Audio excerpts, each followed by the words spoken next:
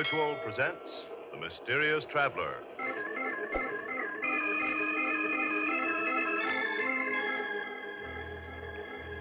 This is The Mysterious Traveler, inviting you to join me on another journey into the realm of the strange and the terrifying.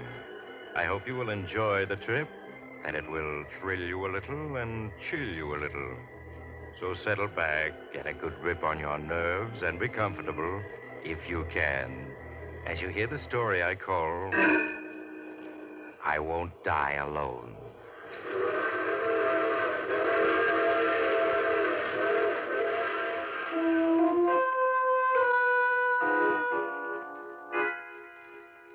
Our story begins in 1931.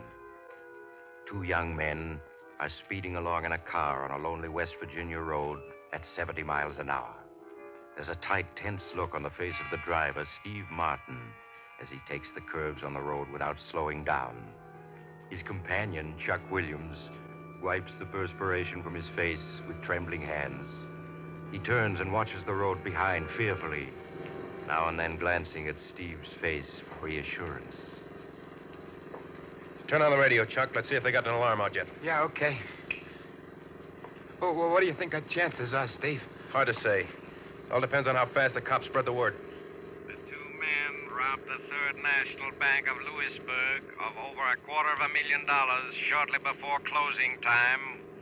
Word has just been received that the two bank robbers are now driving east on Highway 6B towards the Allegheny Mountains. That's not good. State Police Car 9 take up position at junction of Highway 11A and River Road. They're moving fast. State Police Car 10 take up position at junction of Highway 3 and Highway 6B. Steve, Highway 6B, we're on it. Yeah. That is all. Stand by for further orders. Steve, you gotta turn back. We're headed for a trap. Take it easy, will you? There's still a chance. 20 miles ahead, there's a small dirt road that'll detour us right around them. 20 miles. We'll never make it, Steve. Isn't there any other road we can turn off on? No. Are you sure? I was born in these parts. I know every inch of the country. Steve, let's ditch the car and cut toward the mountains on foot. Are you crazy? It's 40 miles to the mountains. We'd never make it walking. We've got to keep driving. It's our only chance. We'll run right into that trap, I tell you. They'll be waiting with Tommy guns. We'll be dead pigeons. Okay, then we'll be dead pigeons. I'd give up my share to haul right now to be out of this. You gotta get me out of this, Steve. You gotta. Oh, shut up. Look, Steve, if you were to let me out of the car and keep on going yourself, I might be able to get away. The cops would be so busy chasing you, I'd be able to give them the slip. You lousy rat. Now, look at it my way, Steve. There ain't no use both are getting caught.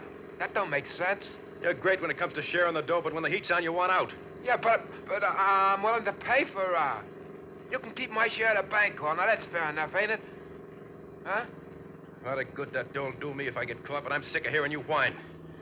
All right, it's a deal. If I get through, the dough's all mine. If I don't, well, I don't. Thanks, Steve, thanks. I'll never forget this. Come on, get out. Which way do I go, Steve? Head across the fields until you hit a small stream. Then head upstream for about 6 miles. There's a railroad water tower there. You ought to be able to hop a freight. Thanks, Steve. I'll be seeing you. Yeah. So long, Chuck.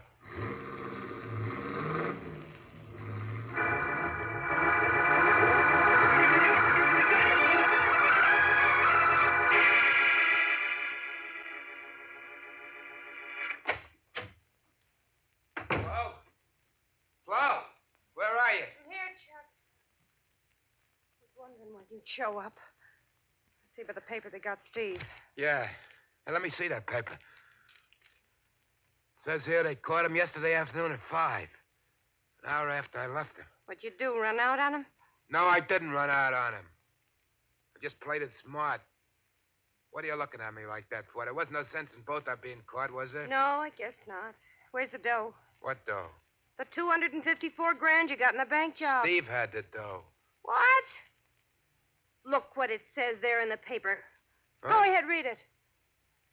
Martin, when captured, told police he knew nothing about the stolen bank money. Police believe that Martin's unknown companion escaped with the loot. But I didn't, Flo. I didn't. Steve had that dough when I left him. Then why didn't the police find it when they caught him? There's only one answer. Steve stopped and hid the dough someplace before they got him. Yeah, that must be it. Steve's too smart to risk being caught and having all that dough taken away from him. Poor guy. They'll probably throw the book at him.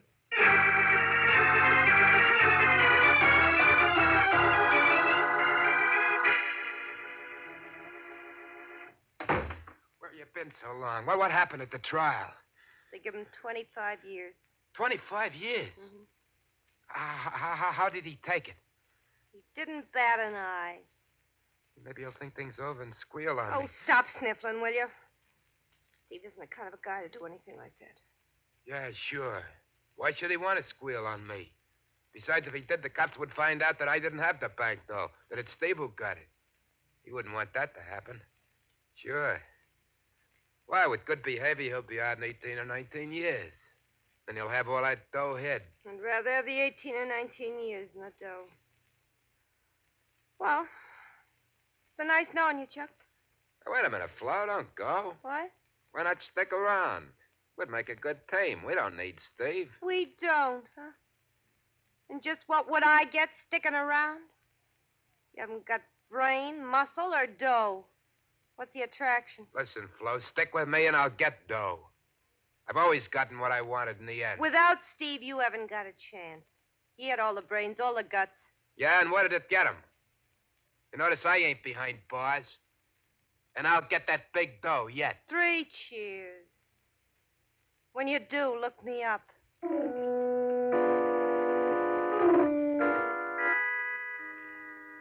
17 years passed.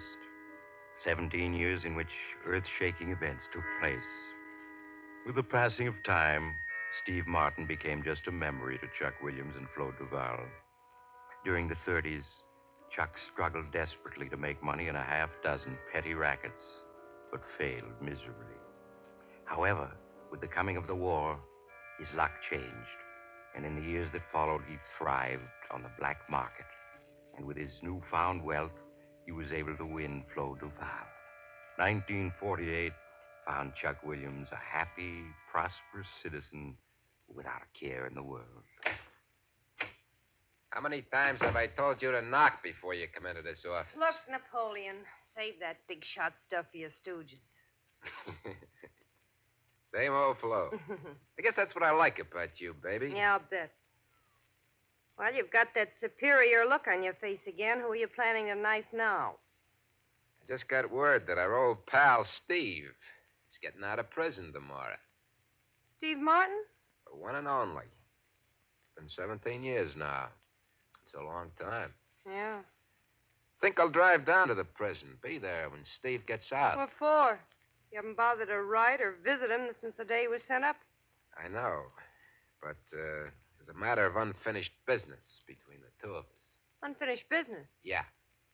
To be exact, 254 grand. You mean you're going after that dough that Steve has stashed away?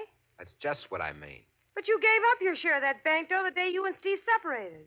Man can always change his mind. Chuck, leave Steve alone. That money by rights is his. He paid 17 years for it. Besides, you don't need it. You got more dough than that already. Maybe so, but that isn't going to stop me from getting that 254 grand. And you ought to know by this time I always get what I go after. I got you, didn't I, baby, huh?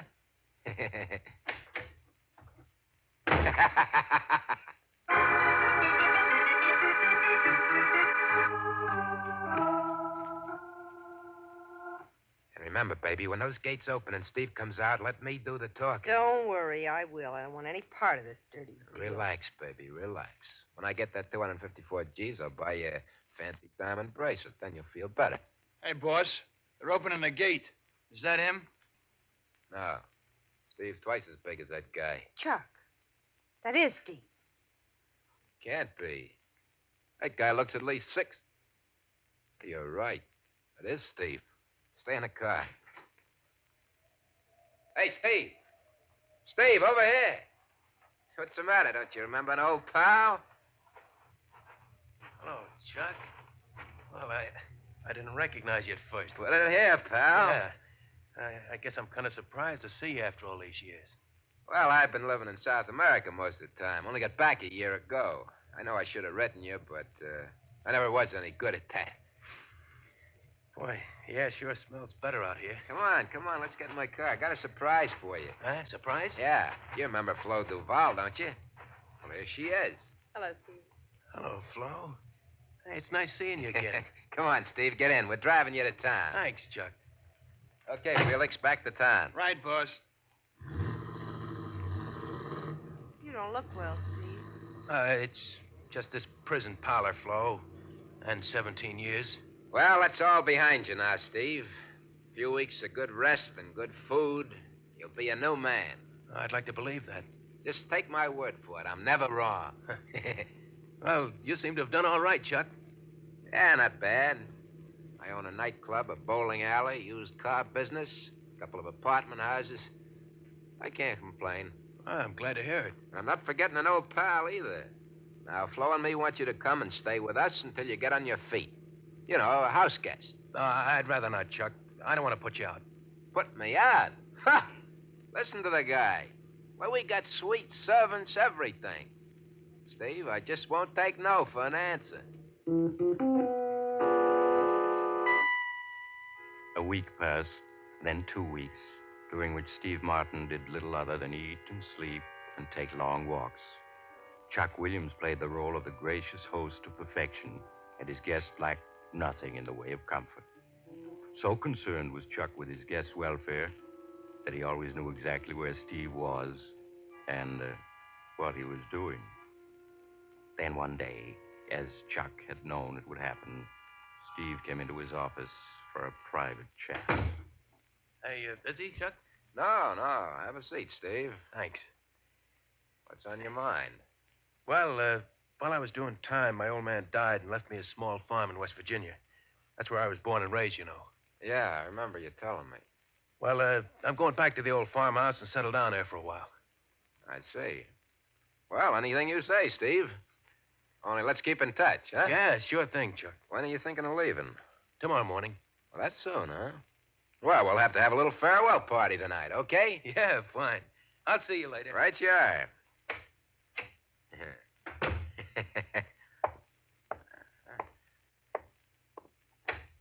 Felix, come in here. What's up, boss? My pal, Steve, is getting ready to make his move. Guess he can't wait no longer to get his hands on that dough. Looks that way. He's leaving tomorrow morning for a small farm he's got in West Virginia. West Virginia, huh? Yeah. Farmhouse can't be more than 30 or 40 miles from where he stashed the dough. Is there any chance he might have hidden it on the farm? Nah. Cops caught him before he got that far. He hid that dough someplace off Highway 6B. How many of the boys you want me to take along? Take 4. I don't want any slip-ups. Watch him day and night, and without being seen. Just leave it to me. Sooner or later, he'll lead you to the dough.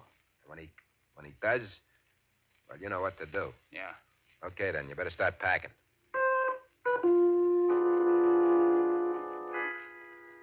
The next morning, when Steve Martin took a train for West Virginia, 2 very inconspicuous men were seated at the other end of the coach he was riding in. They watched him get off the train at an all but deserted station in West Virginia, but made no move to follow him. As the train started off, Steve hired a car to take him to the farm he'd inherited. It was dusk when he finally reached the deserted farmhouse. On a heavily wooded hill 100 yards away, Felix and a companion watched through field glasses as Steve lit a fire in the farmhouse and prepared to settle down for the night. In the days and nights that followed, Felix and his men took turns watching Steve Martin's every action. And every evening, Felix would phone Chuck Williams and report that Steve hadn't made a move as yet. How many times have I told you to knock before coming into this office? What's the matter, Napoleon? Aren't things working out? I've told you to lay off that Napoleon stuff. I don't like it. Mm-hmm. That must be Felix. Hello? Hello, boss. Felix. Well, what's happening? Nothing. He still hasn't made a move. All he does is fish and read. What about visitors? He hasn't seen anyone since the day he got here. Are you sure he didn't give you the slip during the night and get the dough? Not a chance. I got 2 boys watching the house at night. Well, maybe he knows he's being watched, and that's why he hasn't tried anything. I'd bet my last buck he hasn't spotted us. Nothing ever goes right unless I'm running the show. I'm leaving tonight for West Virginia. I'll see you in the morning. Okay, boss. I'll be expecting you.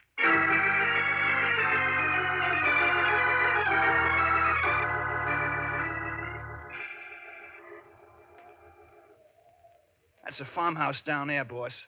Look through the field glasses. You can see it just like you were standing in the front yard. He's sitting on the porch reading. Yeah, reading and fishing is all he does. He hasn't been more than a couple of 100 yards away from the house since he got here. Well, he must have spotted you. That must be the reason he hasn't made a move. How could he have spotted us? You can see how careful we've been. Well, I'll wait a couple more days. See what happens. If he doesn't move soon, I'll have to think of something else.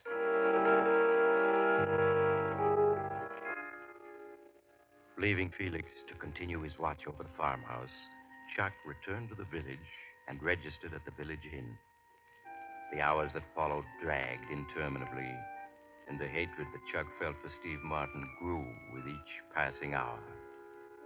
In the evening, Felix drove into the village and reported that nothing new had occurred.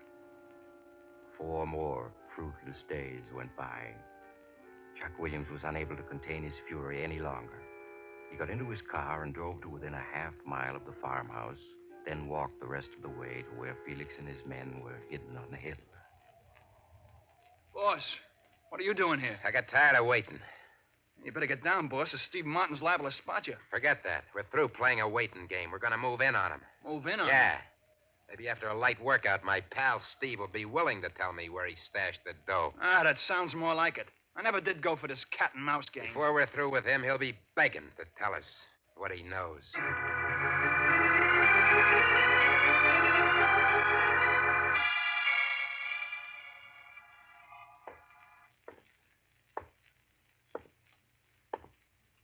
Hello, Steve.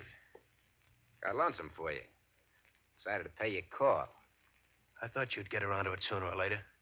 You don't sound very glad to see me. That's a fine way to act towards a pal who was your host for the last 3 weeks. Didn't I treat you right? Yeah. That's what made me figure I hadn't seen the last of you. What do you want? I'll give you one guess. I haven't got it. I know you haven't, but you know where it is. So what? That money belongs to me, not you. That's where you're wrong, pal. That dough belongs to the guy strong enough to get it. That's me. Okay, then you go ahead and get it. Should I let him have it, boss? That's not up to me, Felix. That's up to Steve. Well, pal, you gonna dig up that dough for me? No. You're not as smart as you used to be. You know I'll get what I want in the end. I wouldn't count on it. Okay, Felix. I guess it's up to you and Slim now. Hell talk. Won't you, pal? That's it, pal. Try getting on your feet. Here, let me help you.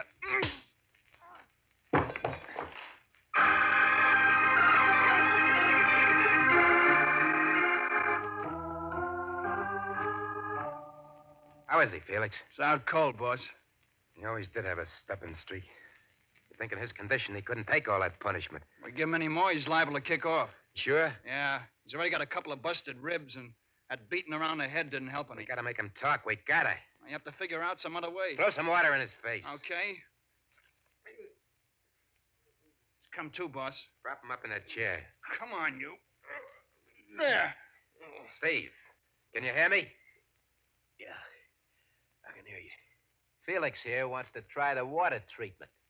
Water treatment? Yeah. Now, why don't you play it smart and tell me where you hid that dough? Won't talk, huh? Okay, Felix. Wait, I'll talk. Well, it's more like it. Where is it? You could never find it alone. I'll have to take you to it. Just you and me. What's the matter with Felix coming along? Just you and me. Okay, pal, okay. Only I'm wondering if you're in condition to make it. Hey, Felix. Yeah, Give him boss. a few drinks, try to fix him up. Right. As soon as you've done that, Steve and me will be on our way.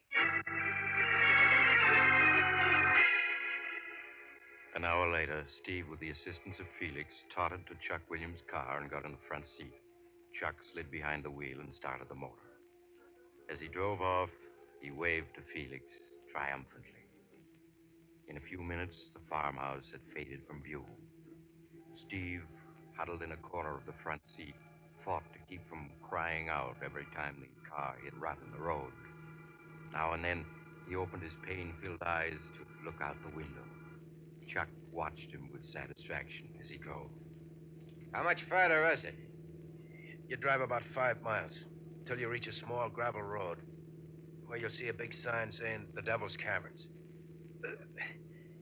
You turn right there and go 2 miles. The Devil's Caverns? What are they? They're a big tourist attraction in these parts during the summer. Hundreds of huge underground caverns that run for miles in all directions. You mean that's where you stashed the dough? Yeah. It's the best place in the world. How do you know you'll be able to find it again? I know every inch of the caverns. When I was a kid, my old man worked as a tourist guide there. I learned my way around from him. Okay. But you better find that dough. I'm warning you. I'll find it. Now, you should be reaching the gravel road in a couple of minutes. Turn right, then it's 2 miles to the Devil's Caverns.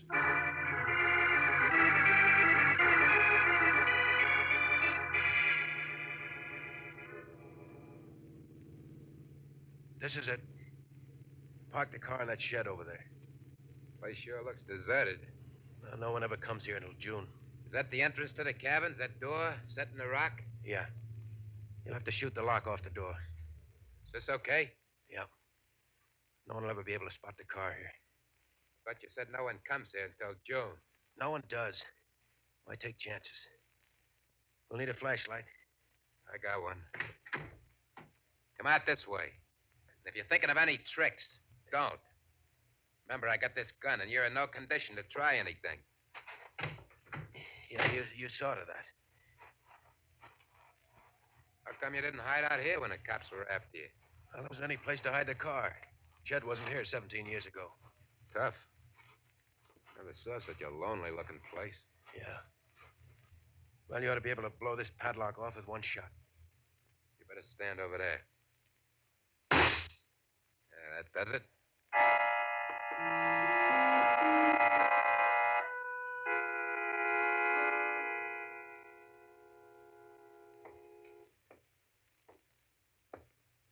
How much further is it? Seems like we've been walking an hour already. It's right up ahead. Sure you can find your way out again? All these cabins look alike to me. Yeah, I know the way out. Sure is damp in here. Hey, what was that? Oh, probably just a rat running past you. Place is full of them. Seems to me it's taken a long time to find that place where you hid the dough. If you're trying anything, Here's I'll... where it is. Now hold the flashlight a little higher. That's it. I hid the suitcase behind this rock. Got it? No, not yet. Here it is. Yeah, that's it. That's it, all right. I can still recognize it. Open it up. Well, there's the dough. Yeah. Still in the bank wrappers. Look at it. Over $250,000. What's so funny? Answer me.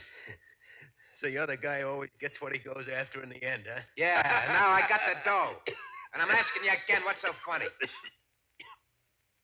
Look at the money. Go ahead, look at it. I'm looking. What about it? Yeah, you're looking, mastermind, but you don't see. All those bills are goldbacks. Goldbacks? Yeah, that's right. In 1933, the government called in all goldbacks. That's how the kidnapper Bruno Hauptmann got caught, trying to pass goldbacks after the government had called him in. You mean that dough is no good? That's just what I mean. You try passing any of that dough and you'll end up doing time. You've known all along that dough was no good? Ever since 1933. Knowing it was worthless, I never intended coming here for it. But you made me. I ought to let you have it, you rat, for leading me on like this. Well, why don't you? Come on, pick up that suitcase. Let's get out of here. Oh, wait a minute. I forgot to tell you, Chuck. Tell me what? I'm staying here. You're staying here. Yeah, that's right. Now, look, I've had enough out of you. Start leading the way out. I guess you didn't understand. I said I'm staying here. Get going or you'll get it right between the eyes. That doesn't scare me. You see, Chuck, there was something else I didn't tell you. Something else? Yeah. I didn't get out of prison on good behavior. I got out because the doctor said I was going to die in 3 months. You're going to die in 3 months? Yeah, that's right. I thought I'd die peacefully on my farm. Only you wouldn't let me do that. So I've decided to die here with you as company. Steve, can't do that. Can't do that, Steve. You gotta get me out of here. You gotta. I don't have to do anything I don't want to. But get me out of here, Steve. I'll make it worth your while. I got dough. I got lots of dough. It's too bad you won't be able to take it with you. Steve, I'll give you 100 G's. 200 G's if you get me out of here. It's not going to be tough for me to die because I only got 3 months anyway. But I'm going to enjoy watching you. You're going to get weaker and weaker as you plead with me to lead you out of No. here. Then you're going to get desperate and try to find a way out by yourself. But you'll never make it. You'll go wandering from one cabin to another, and then in the end, you'll probably wander back here to find me dead. And your flashlight's going to go out. You'll be all alone in the dark with the rats and the bats. Oh, stop it! Stop it or I'll And shoot! as you go weaker, the rats are going to close in on you before you know it. Steve. Steve. I didn't mean it. Well, you made me. Steve, say something. He's dead. He's dead. Gotta get out of here. Gotta get out of here. Help! Help! Help!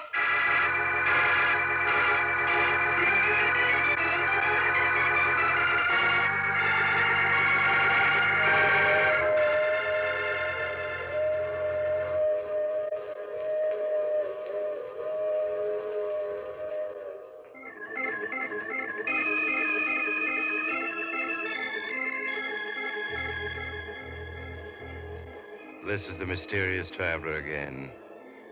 Did you enjoy our little trip? What happened to Chuck Williams? Oh, the poor fellow was found dead a month later when the cabins were open for the summer tourist trade. Seems Chuck had wandered from cabin to cabin without being able to find his way out.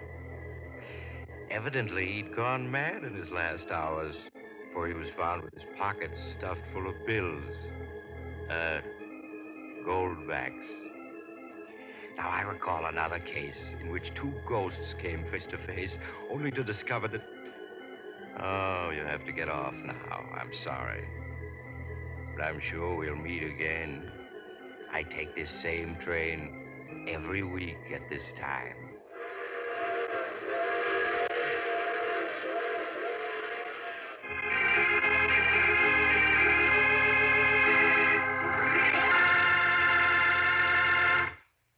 You have just heard The Mysterious Traveler, a series of dramas of the strange and terrifying.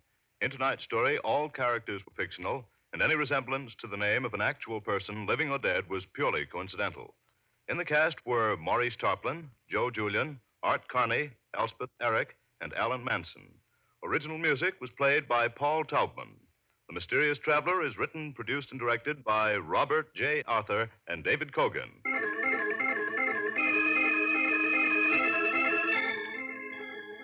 Listen next week to a tale titled Death Writes a Letter. Another Strange and Suspenseful Tale of the Mysterious Traveler.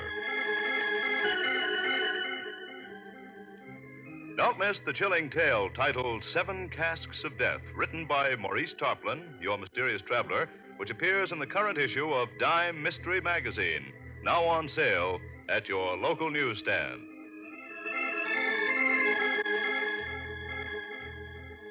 This program has come to you from New York.